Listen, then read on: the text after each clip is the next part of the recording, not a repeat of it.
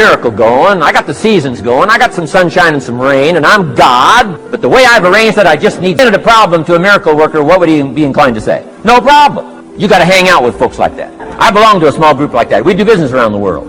You hand these guys a problem, they say no problem. What? How many books would they read to solve it? Many as it takes. How early would they get up? Early as it takes. How much information would they get?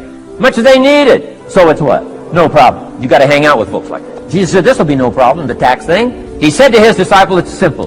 Go fishing. Wow. Now that was easy for this particular disciple. His name was Peter, and Peter was a fisherman. How clever. How clever. But here's the real problem. If you should fish, and you could fish, and you don't fish, you got no miracle. You could change, you should change, you won't change. That's called accumulated disaster. In 6 years, you'll be explaining instead of celebrating. Having some ragged list like I had, reasons for not doing well, pennies in my pocket. Could, should, don't, disaster. And if you'll just start the process of change, could, should, and will, you can start this whole process. And if you will, then put it into action. The miracle belongs to you. Jesus said to his disciple, it'll be simple. Go fishing, and the first fish you catch, look in his mouth. Peter said, okay. He was used to strange things happening in this relationship. Peter goes fishing, catches the first fish, looks in his mouth. Guess what's in the fish's mouth? Coin. Peter says, wow, coins. Starts counting the value of these coins, and when he adds it up, guess how much it added up to? Exactly enough money to pay his taxes and Jesus' tax, which gives you Jesus' position on taxes. Now we call that what? A miracle. Only because we don't quite understand how it works. It doesn't mean it doesn't work. It simply means we don't quite understand how it works. Here's how you get a miracle going for your life. Number one, do what you can. Get a list of the stuff you could do and you haven't done, postpone, and start cleaning that up. You can't start at a better place for personal change. That'll affect your bank account, affect your future, affect your income, affect everything. You can't start a better life change process than cleaning up what you should be doing. The man says, well, my mother lives down in Florida. Should have written her 6 months ago. I just can't seem to get that letter written. I'm asking you to get that letter written, clean that up, and don't walk like other people walk. Don't postpone like other people postpone. You say, well, is it as simple as writing a letter? And the answer is yes.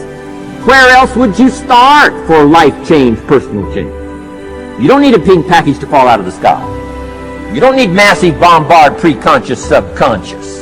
Practice channeling, find a 2,000-year gold guru. I mean, you don't need any of that stuff. Pass on all that. Kids are afraid of that stuff. Too much of it, you'll be out on a limb with Shirley. I mean, don't pass on all that stuff. This stuff's too easy. This stuff's too simple. It's called take action, number one, on neglect, on errors, in discipline. Number two, start setting up some disciplines. And if you'll do that, you'll perform a miracle. Now, here's the second part of the miracle. Number one is do what you can. Here's number two, do the best you can. If that's not your philosophy, I would ask you to amend it. Let me give you the best of ancient script. Here's what it says. Whatever your hands find to do, do it with all your might, do it with all your strength, and do it with all your power.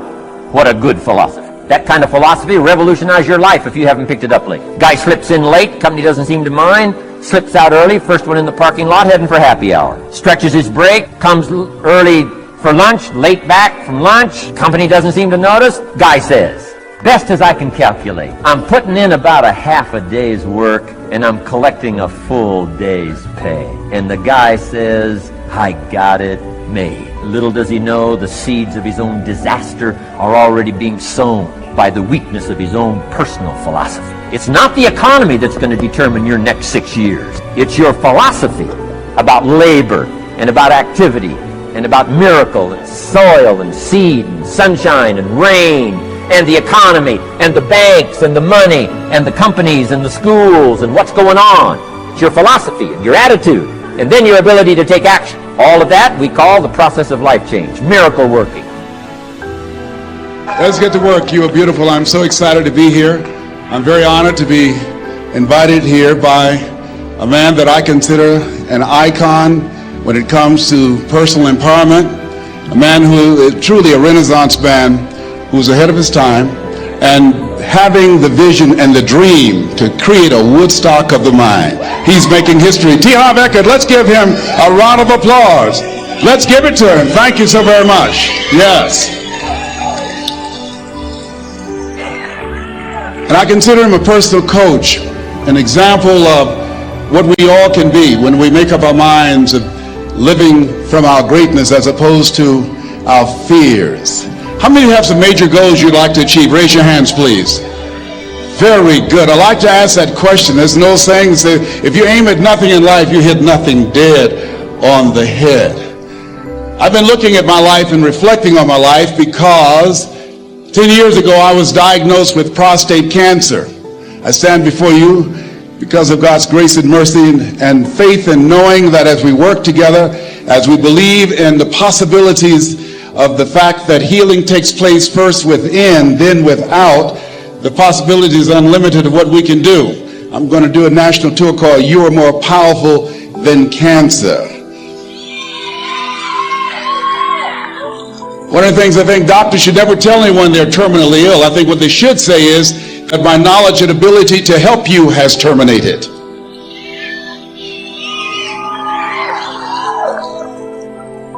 My PSA 10 years ago was 110. As I stand before you, it's 270. 1 to 4 men, you know that's normal.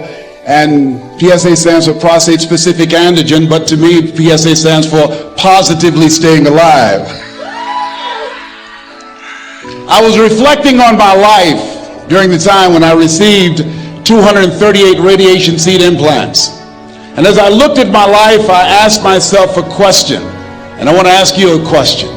How many of you know if you had your life to live over again, you could have done more than what you've done thus far? Raise your hands, please. Now, that proves a point of what we do, what we accomplish, what we produce in life is only a tip of the iceberg of what's possible for us. I want you to think about some major goal that gives your life a sense of meaning right now. And as you're thinking about that, I want you to shake someone's hand on your right and your left and around you. Look them in the eyes and say with conviction, you have something special. Do that quickly now, please. Tell them you have something special. Yes. So now, I want you to join me right now. I want you to think about some major goal that you'd like to achieve. Something that gives your life a sense of meaning. Something that will give your life a sense of purpose and direction. You know, I'm always looking for new ways to explain the power of the 5-second rule and the power of 5-second decisions. And I read something that Tim Ferriss said that really resonated with me. And he had this one line buried in a podcast somewhere that just jumped out, and it's stuck. And what he said is, he said something about how there's a gap between the world and the things that trigger you and your response. You can increase your productivity and move closer towards your goals just by managing what you are doing and when you are doing it. So why